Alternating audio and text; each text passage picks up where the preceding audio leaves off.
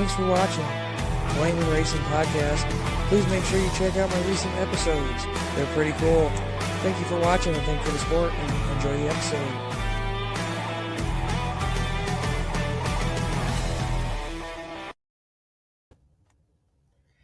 Ladies and gentlemen, welcome to Lehman Racing Podcast. How you doing tonight?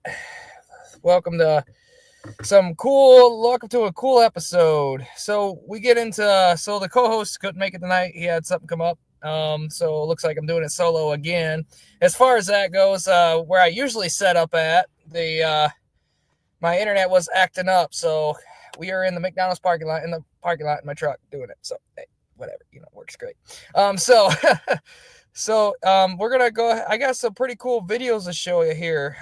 So we're going to share the screen here and get to show them. So Corey Day, this was a flip back over in, I believe, Port Royal. I'm not right. I believe I'm right there. Let's see. All right. Let's give it a shot here. The 1 of Brenham Crouch and the 8 of Corey Eliason. Most of the top 10 relatively single file in their respective lanes. A lot of guys around the bottom, which is going to be good for your race leader. That is Corey Day. Brent Marks definitely took some time out of the lead that time by. It's now under 1 second, 0.996. We got a car off the track on the back straightaway. It's AJ Flick. He brings it back on, but the caution is red. We got a red flag, red. It's your race leader, it sounds like. Your race leader, Corey Day, has just crashed in turn 2. Wow, and look how far his car went off the banking there. It sounds like maybe a rear end problem for Corey Day when he went into the corner. And we'll have to take a look at the flow replay when it is available. We are now going to wait for word from Highland Racing MedStar official, make sure that he is okay.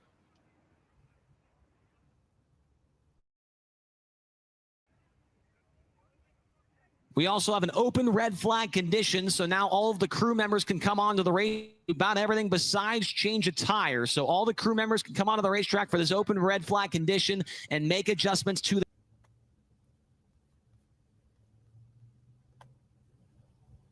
All right. So that was Corey Day out there, I believe in Port Royal, did a flip out there.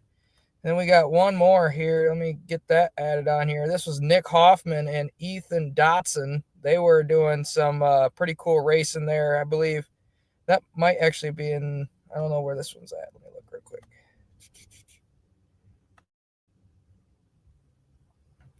Oh, so this was Port Royal. The other one was Lunarsville, so over in Florida. So, okay, here we go.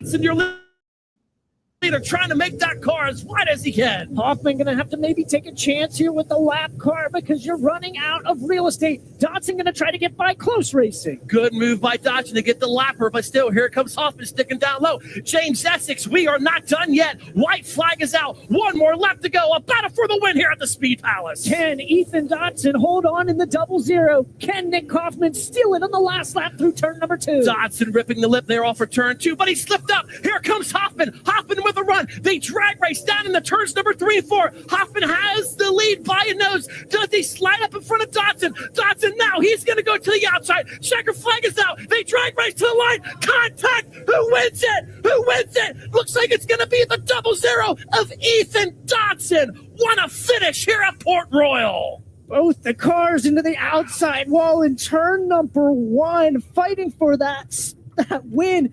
0.02 of a second between your top 2 cars at the line. We are going to go down to Victorian Science of Graphics Victory Lane and get a word with tonight's winner, the 0-0 of Ethan Dotson. Wow, so that one was a pretty cool one as well, especially with Ethan Dotson and Hoffman as well. And all right, guys, so we're going to bring on our guest here. So he is a track safety official at Butler, and he's also a firefighter. Please welcome Mr. David Fowler. How you doing, sir? Hi, Dalton. How's it going? Good. So you might so just starting out, I guess, kick things off. Just tell the viewers more about you and where you're from. I grew up in Montgomery, live in Camden, have a wife and 2 kids, and busy schedule. So full-time job, fire department, helping out at Butler during the summer, and sell fire gear on the side. So Awesome. definitely keeps me busy. Definitely. So I seen that you were recently promoted to in the fire department. You mind telling us more about that? Yeah, been on the fire department since '07. Was with Montgomery Fire Department for quite a few years, and married my wife, and we had our kid, and took some time off in that to get that all situated and start the family in that, and kind of got the itch to get back into it, and had phone calls from a couple different fire chiefs and that, and uh, in 2020 was hired on the Woodbridge Township Fire Department, and been working the way up through the ranks there. And as of Friday at our Christmas program, chief brought out the white helmet for assistant chief and did a little presentation in front of all the guys and the wife and that, and now I've assumed that role. Awesome. So as far as the track safety part goes, how long have you been track safety official there at Butler? I've been there since Tim took over 3 years ago. So got a phone call from a friend of the family, said that somebody was interested in buying the track and I should go talk with them and that, and ventured over to Tim's Buckshot Auto Sales there outside of Coldwater and had a meeting with him and impromptu interview, I guess you could say. And he gave me a little bit of homework to do, and got a hold of him again and kind of said, kind of sounds like you're a good guy to have on the team in that. So he calls it the safety coordinators, and you might as well call it director of track safety too. It's kind of all rolled into one. So Right on. So, as you mentioned, your friend hooking you up into that. Was there a family legacy behind, this whole racing community in the sense that kind of brought you up into it? Not really. I mean, my dad hung out down in Florida when he was younger, working and wrenching on some cars at DeSoto Speedway and Sarasota Speedway and a couple of those other tracks that I don't even think are in existence anymore. And then he moved up here, and he had been in and out of Butler a couple times with his sign company and that, and lettered numerous race cars and that, and was there a lot of different Saturdays and that when I was younger. But as far as having a race or anything, no. I mean, it's always kind of intrigued me, and I Right. did apply to be safety position at Eldora and never got a phone call or anything. So this kind of came about, and it was like something I've always wanted to do. So we kind of jumped at it. Awesome. So was there any early interests that obviously like when you were younger, was there any early interests into the racing community that you kind of were like, man, this is cool in a Yeah, sense? Or? I always enjoyed going to the racetrack. Raced a little bit of go karts and that, just around friends and family's yards and that. A couple of them built some small tracks and that, and hang out every once in a while. But as far as going to the races and that, yeah, I mean, we went to Butler, we went to Angola, Fremont a couple times, Attica a couple times. I always enjoyed going and watching and that, and then coupled it with the fire department aspect and seeing the safety teams and that, it was definitely something that always intrigued me. Awesome. So I mean, obviously there's got to be challenges, because there's always challenges in getting where you get going. So what was the biggest challenge between the fire department and the track safety part of it? Just the challenges between both of them. How did they go? Fire department, biggest challenge I had was, always had some doubters and that, a couple of them told me I'd never make it as a medical first responder. A couple told me I'd never make it as a firefighter in that. I just used it as leverage and advantage on myself and push myself to go further in it. And, I've held a medical license now for 15 years, almost 16 years, and, fire license about that same time, and worked my way up from regular firefighter, been lieutenant, health captain position, and now I'm assistant chief. So Awesome. definitely motivation for that. And then as far as the track safety, taken over when Tim took over the track. We were left with, not the best equipment and that. So getting the ambulance up to par with new equipment and supplies and that, and then making sure all of our fire extinguishers were in check on the fire side and having some foam capabilities and track safety gear and that was our biggest. We're still working on it. Obviously, you can't do everything in 1 year, and it is expensive anytime you slap safety or firefighting on it. Price doubles or triples on a lot of stuff. So we're making headway. Still got some ways to go, and Tim and I have a pretty good plan. And Tim and Jenny have been great to work with and give us pretty much anything we need. May not be exactly when we ask for it, but they definitely take care of us and look for us to succeed and keep our services at the track and make sure the drivers and fans attending can be as safe as possible. Awesome.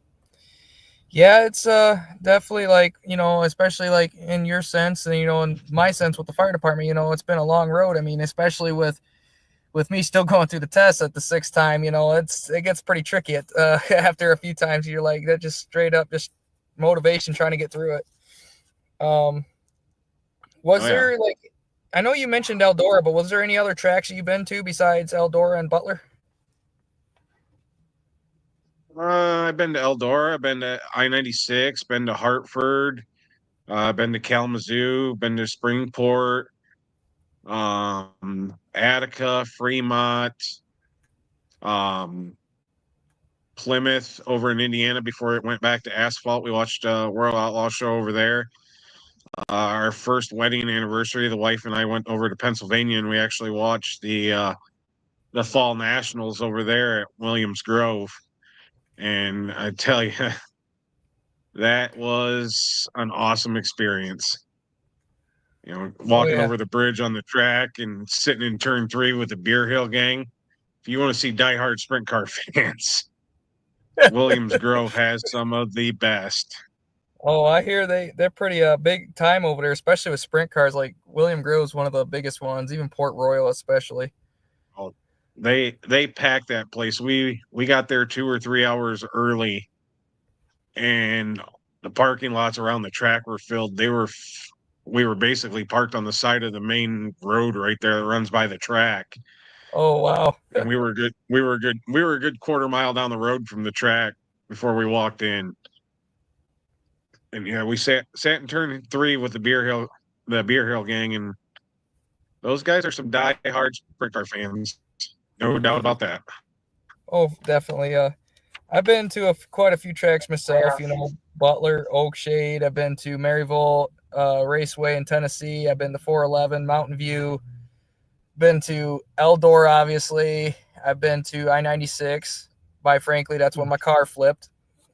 But so I-96, been over to Montpelier Speedway in Indiana, Waynesfield, Ohio, Oakshade, Butler, obviously. And so, yeah, I've been to a few tracks, but like the tracks that are around in this neck of the woods is usually the ones that I race at.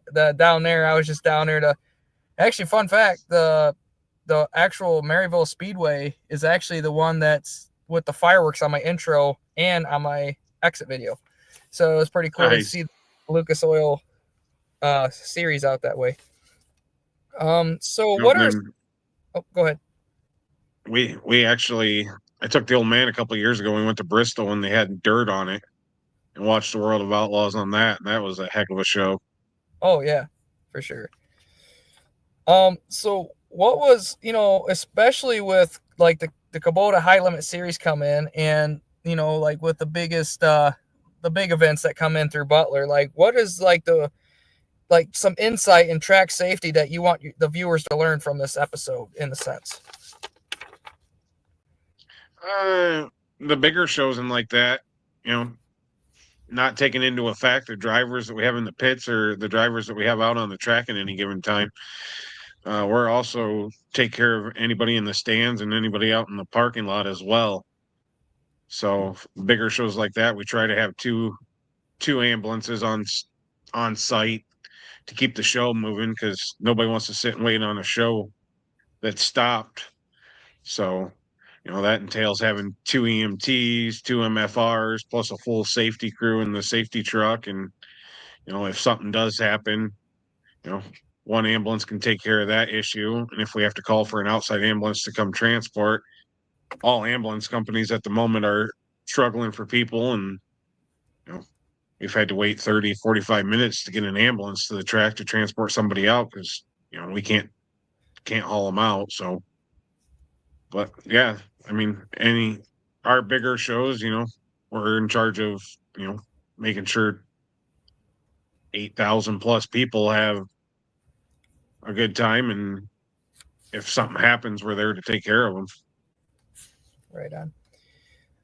So I know it's gonna be a little cool trick question in a sense, but so if someone had to ask, what would you choose between dirt or asphalt and why? Just a little question to keep it going, I've always been under the impression dirt's for racing, asphalt's for getting there. So there we go. That's the answer I kind of thought was gonna be said. I've been to a couple asphalt tracks, a couple NASCAR tracks and that, and I don't know, NASCAR gets entertaining sometimes, but most of the other asphalt tracks, it gets kind of boring. Follow the leader. So, I mean, don't get me wrong, dirt can be that same way too, but the slide jobs you watch some of these sprint cars or modifieds or late models throw, and how they can manage to stick it, not hit anybody and take anybody out and put on a whale of a show. There's no other. Oh yeah, and it's like in an asphalt track, you're watching these guys like just sticking behind you here, and they're just they're not going by, they're just going high and then going low right behind the same person again each lap. And then you got the dirt car racers that they'll throw them in the corners, do slide jobs on each other, and then sometimes somebody messes up and they get spun out. I've been there, I should say I've been spun out by somebody, but I don't do slide jobs, just been spun out. So I've been there, done that. It's not fun. But yeah. But yeah, so I guess one more last question for you. If someone is struggling to get in the racing, the fowler dream aspect, what advice would you give to them? Perseverance, keep at it. Like I said, I can't really account for the racing part of it, but like I said, when I got on the fire department, I was told by a couple of people that I'd never hold a medical license, and I was told by a couple of people I'd never make it on the fire side. And here I've had a medical license for a few years, 15 or 16, and been on the fire department that long, and obviously I must be doing something, to be promoted a couple different times in that. So just keep persevering. If you believe in it, just keep persevering. Yeah, it's going to take some work, and it may take a little bit of time, but you keep persevering and good things will happen. Awesome. So I guess we'll open it up to the comment section on this part. If anyone has anything like that wanting to say or have any questions for David here. I know looks like we got Josh and Shane Hour and Randy Dunwoody on here watching. So looks like he came up and said he's like, we need to have another countywide electric vehicle training. That was actually a fun training. So something we spearheaded through Woodbridge Township Fire Department. So that was actually very fun training, very, very worthwhile and entertaining. Yeah, for sure. Like I didn't get to check it out, but I've heard some things about that electrical vehicle training and heard how cool it was. I'm like, man, it kind of sucks not being certified. I would have went. Yeah, we actually had some non-certified guys there.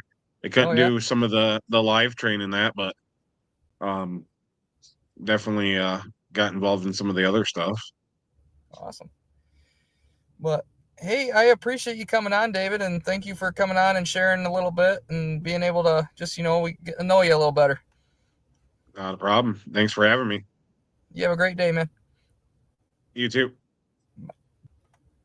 All right, guys, that was David Fowler. So, yep, looks like we're going to cut it a little short than normal. I guess normal. But hey, you know, that's okay. But hey, another thing is I also want to bring up that if you guys couldn't find it on Facebook tonight, because I went to go start stream, somehow it wouldn't connect to Facebook, even though it's only by invite anyways, because nobody else wants to, like, I don't know how it's not connecting to, you know, that, but it's not connecting right. So it's not wanting to load on Facebook. So I'm running off YouTube and Twitch tonight instead of Facebook because stuff wasn't connecting right. But as far as that goes, let's see. So the contest that I was going to talk about, you probably seen it down there in the bottom thing there.